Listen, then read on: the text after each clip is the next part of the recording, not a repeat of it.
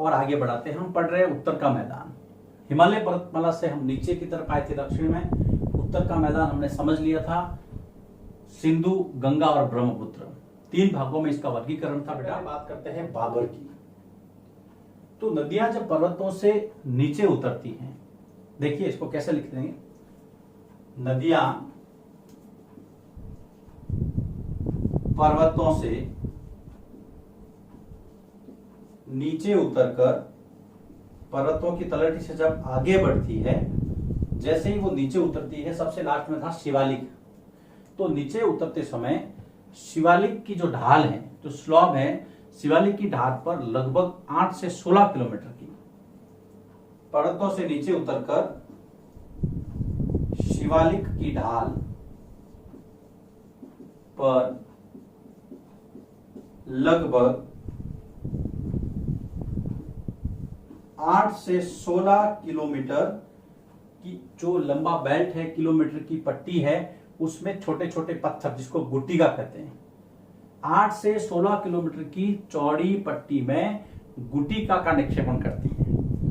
8 से 16 किलोमीटर की पट्टी में गुट्टिका का निक्षेपण करती है, मतलब जमा करती है, निक्षेपण करती है, जिसे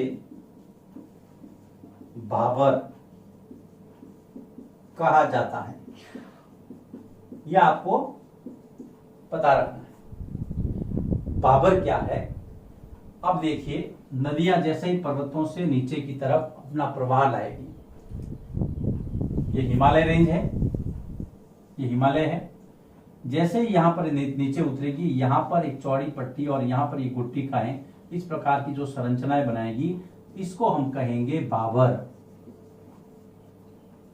नदियां नीचे उतर करके, ये 8 से 16 किलोमीटर की चौड़ी पट्टी है, शिवालिक से जैसे ही नीचे उतरती है, तब ये जो संरचना बनाती है, ये भाबर कहलाती है। गुट्टिका एक प्रकार के गोल गोल पत्थर है, जिसको पेबल्स कहेंगे, ऐसे।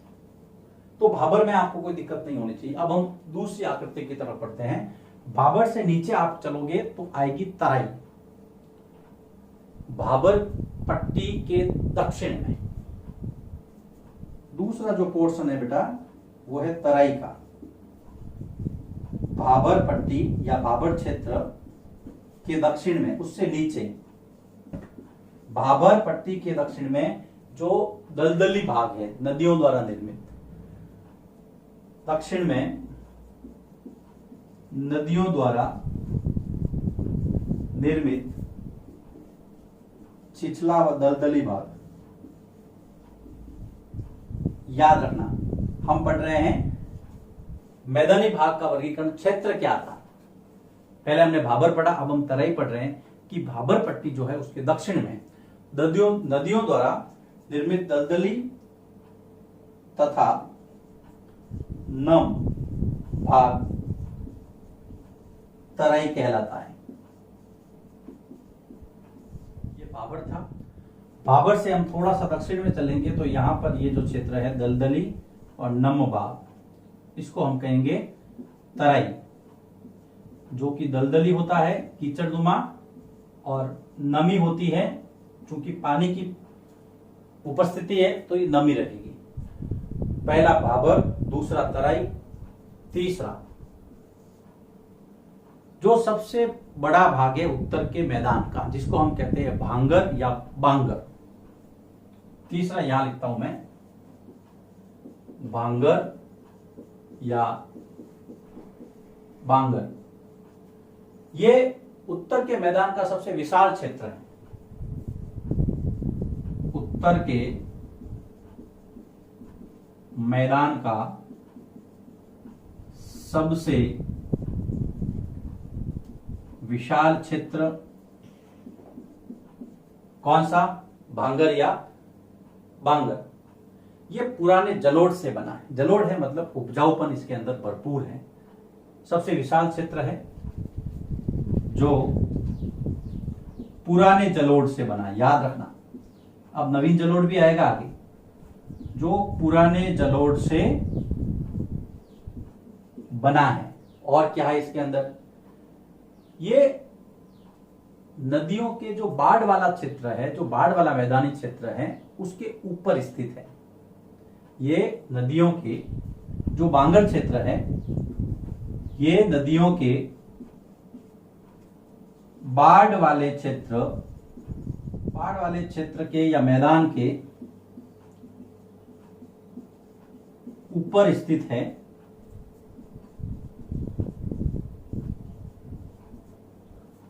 और इसकी जो आकृति है वो वेदिका जैसी आकृति को दर्शाता है। यह वेदिका जैसी आकृति आपने 7th क्लास में पढ़ा होगा, टेरेस फार्मिंग जब करते थे, वेदिका जैसी आकृति को दर्शाता है। अब इसके अंदर एक और इंपॉर्टेंट बात यहां पर दी गई है, जो भांगर क्षेत्र है, जो भांगर का मैदानी क्षेत्र है, जो उपजाऊ क्षेत्र है, इस क्षेत्र की मृदा में, अर्थात बांगर को मैं यहां ले रहा हूं, बांगर की मृदा में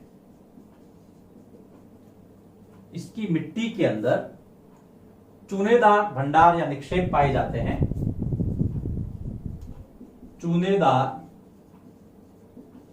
निक्षेप पाए जाते हैं, जिसे कंकड़, स्थानीय भाषा में कंकड़ कहते हैं। कई बार एग्जाम में क्वेश्चन पूछा जाता है कि भाई कंकड़ क्या है। अब देखिए, ये तराई है, तराई के आगे जब चलेंगे तो ये जलोढ़ के जो मैदान है, ये जलोढ़ के मैदान, इसको हम कहेंगे हम बांगर या भांगर। वो था भाबर, ये है भांगर या बांगर। तीसरे प्रकार की संरचना। अब चौथे प्रकार की जो संरचना है उसको हम कहेंगे खादर। चौथा मैं यहां लिख देता हूं, चौथा है खादर। चौथी प्रकार की जो आकृति है वो है खादर। जो बाढ़ वाले मैदानी क्षेत्र हैं, तो बाढ़ वाले मैदानों के नए और युवा, याद रखना, बाढ़ वाले मैदानों के नए और जो युवा जलोढ़ निक्षेप हैं, जो अभी अभी बने हैं, जो युवा निक्षेप है, युवा भंडार है, उसको खादर कहते हैं। और युवा भंडारों को खादर कहते हैं। किसके भंडार? जलोढ़ों को। जो जलोढ़ मिट्टी के भंडार हैं, जो नए बने हैं अभी अभी, उसको हम कहेंगे खादर। इसका निर्माण लगभग प्रतिवर्ष होता है। किसका? खादर का निर्माण। इनका निर्माण लगभग प्रतिवर्ष होता है। बहुत अच्छी बात है, हर साल इनका निर्माण होता है। इसलिए ये जो क्षेत्र हैं, ये बांगर के, इसके यहां पर बांगर के ऊपर ही ये है खादर, याद रखना। इनका निर्माण प्रतिवर्ष होता है, इसलिए ये बहुत ही उपजाऊ होते हैं और खेती के लिए सर्वाधिक उपयोग उसको, ये बहुत उपजाऊ हैं, बहुत उपजाऊ तथा खेती के लिए उपयुक्त है। खेती के लिए उपयुक्त है। तो ये है आपके आकृति भिन्नता के आधार पर उत्तर के मैदान का वर्गीकरण। देखो, सबसे पहला भाबर। नदियां जब पर्वतों से नीचे उतरती है तो 8 से 16 किलोमीटर की जो पट्टी है उसमें गुट्टी का निक्षेपण होता है, जिसे हम भाबर कहते हैं। मैंने चित्र में आपको बताया था, चित्र डिस्प्ले भी हुआ है। दूसरा है आपकी तराई। भाबर के दक्षिण में नदियों द्वारा बनाया गया दलदली और नम भाग तराई कहलाता है, एक जिसको आप कीचड़नुमा कह सकते हैं। तीसरा है भांगर या बांगर।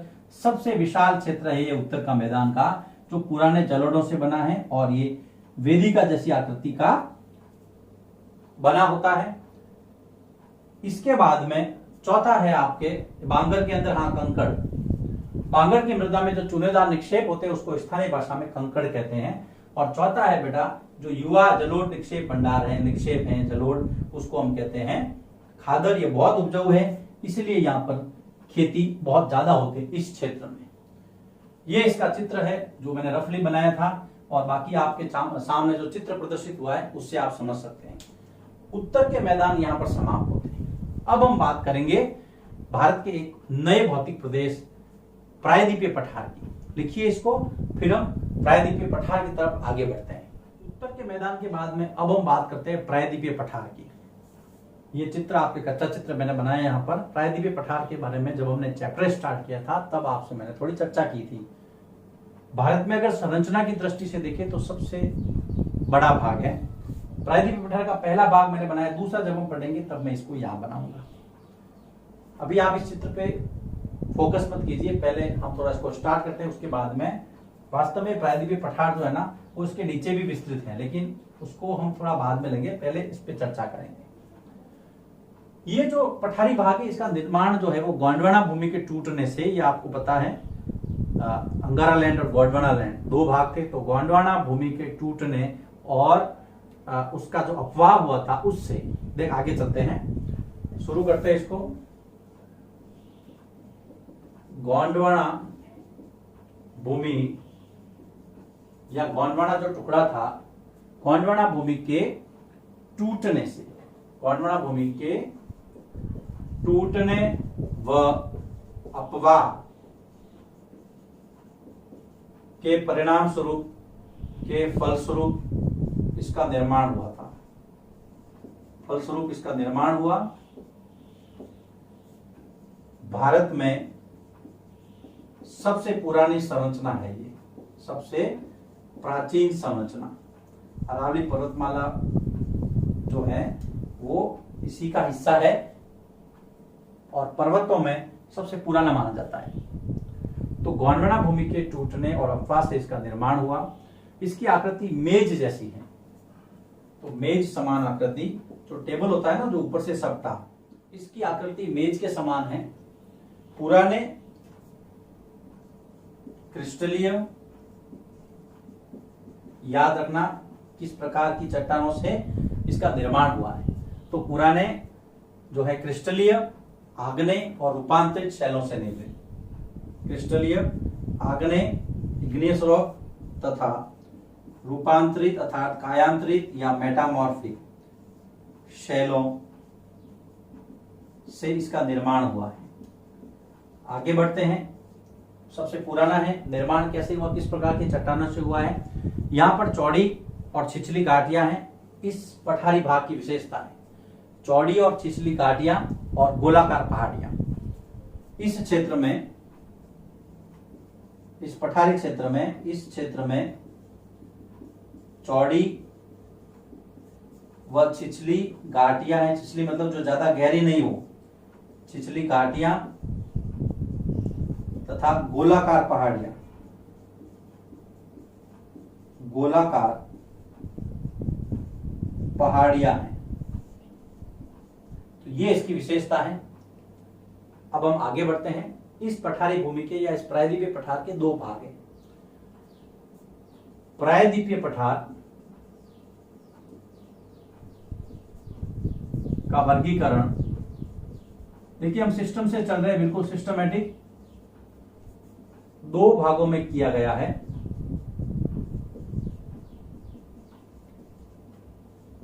दो भागों में किया गया है। सबसे पहला भाग मध्य उच्च भूमि, सबसे पहला भाग है मध्य उच्च भूमि और दूसरा है दक्कन का पठार। तो सबसे पहले हम जिसके बारे में बात करेंगे वो है मध्य उच्च भूमि, और दक्कन का पठार इसके बाद में चर्चा करेंगे। दक्कन का पठार नाम आपने सुना होगा, लेकिन शायद मध्य उच्च भूमि आप पहली बार सुन रहे होंगे, क्योंकि क्लास 6 में नहीं था ये, 9th के अंदर इसको हम विस्तार से। अब हम सबसे पहले बात करते हैं मध्य उच्च भूमि की। तो मैं यहाँ पर लिख देता हूं मध्य उच्च भूमि, और अब हम उस मैप पर एक एक डिस्कशन करते रहेंगे। मध्य उच्च भूमि क्या है? नर्मदा नदी के उत्तर का वह भाग जो कि मालवा पठार के अधिकतम भागों में फैला हुआ है। मध्य उच्च भूमि के जो सबसे पहली हमें पढ़नी है कि नर्मदा नदी की जो लोकेशन है आपको मैप में पता करनी है। नर्मदा नदी के उत्तर में, नर्मदा नदी के उत्तर का वह भाग जो अधिकतर मालवा के पठार, अधिकतर मालवा पठार या मालवा के पठार व अरावली की तरफ फैला है। सबसे पहले अब आप मैप की तरफ आइए, आपको नर्मदा नदी यहां पर नजर आएगी।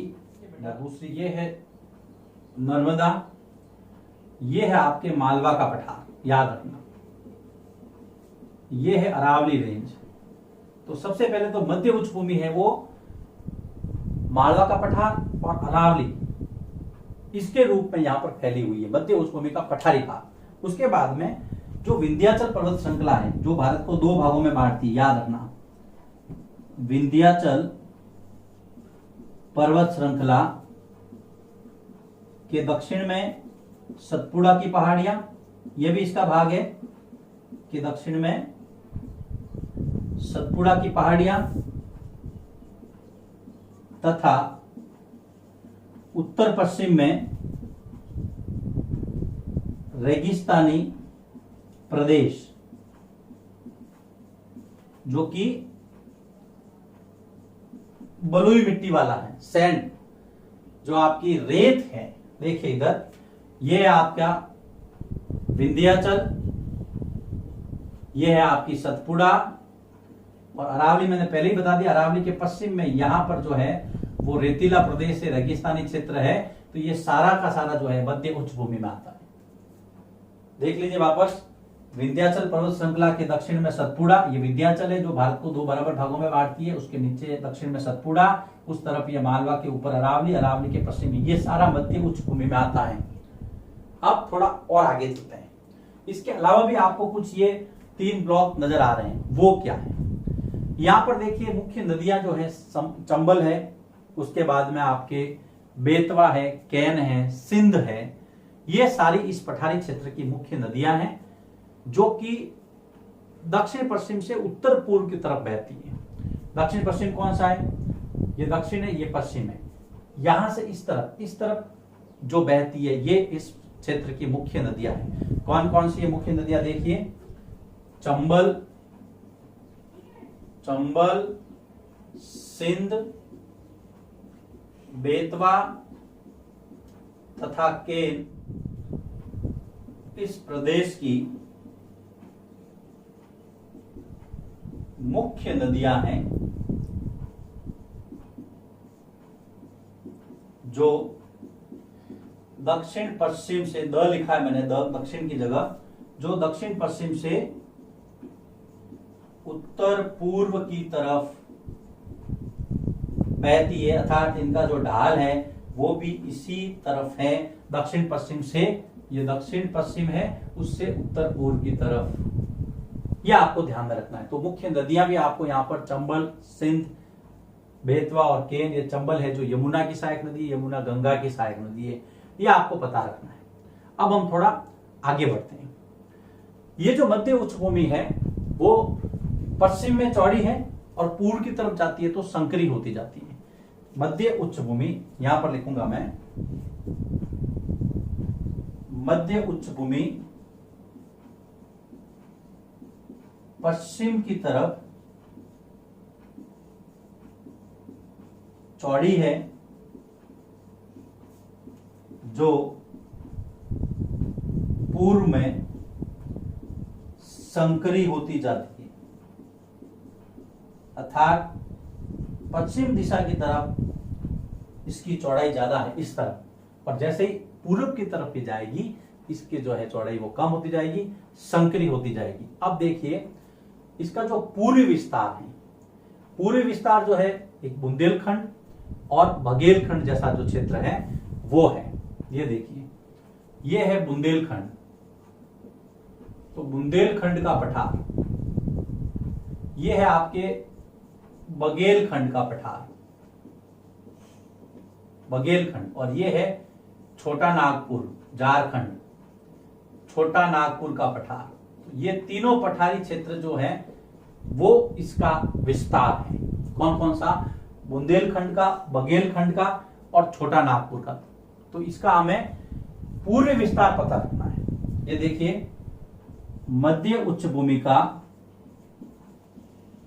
मध्य उच्च भूमि का पूर्वी विस्तार क्या क्या है? मध्य उच्च भूमि का जो पूर्वी विस्तार है वो देखिए, बुंदेलखंड,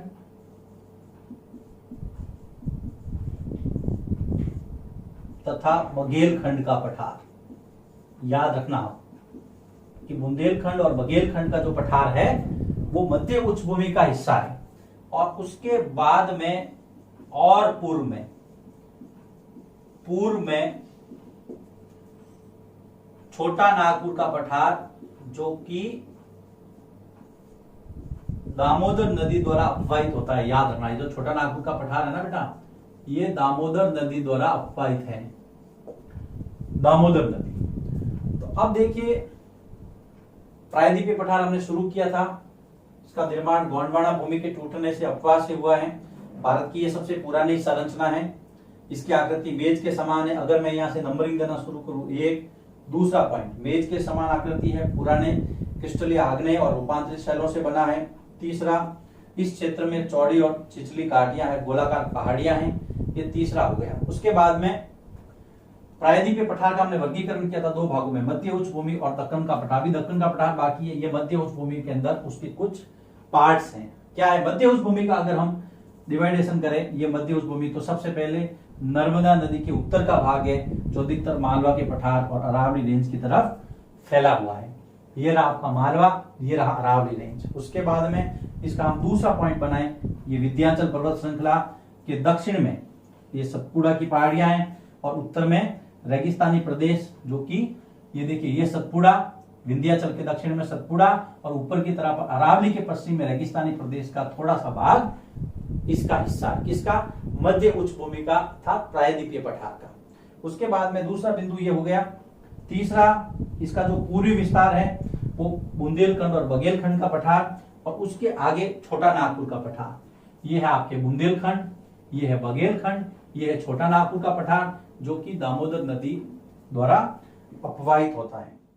ये जो मध्य उच्च भूमि है वो पश्चिम की तरफ चौड़ी है, और पूर्व की तरफ जो है वो संकरी होती जाती है। यहां से इसका, या आप लोग सर बड़ा है, लेकिन ये दिखने में बड़ा है, लेकिन इसका जो फैलाव है वो आगे संकरी पट्टी के रूप में ज्यादा फैला हुआ है। तो आपको ये पता रखना है, प्रायद्वीपीय पठार के दो पार्ट, मध्य उच्च भूमि, दक्कन का पठार, और मध्य उच्च भूमि की ये जो पॉइंट है वो आपको पता रखनी है। प्रश्न आ जाता है इस क्षेत्र की मुख्य नदियां, तो चंबल, सिंध, बेतवा और कैन इस क्षेत्र की मुख्य नदियां। इसका ढाल जो है वो दक्षिण पश्चिम से उत्तर पूर्व की तरफ है। नदियों के बारे में हम जानकारी, अगला चैप्टर उसके लिए स्पष्ट रूप से दिया हुआ है, स्पेशल चैप्टर है उसके लिए, तो यहाँ पर उसके बारे में ज्यादा चर्चा हम नहीं करेंगे। चलिए लिखिए इसको। यहाँ पर प्रायद्वीपीय पठार शुरू होता है, और प्रायद्वीपीय पठार का जो पहला भाग है मध्य उच्च भूमि, वो यहाँ पर समाप्त होता है। आपको इसके नोट्स लिखने हैं, और इसके बाद में हम बात करेंगे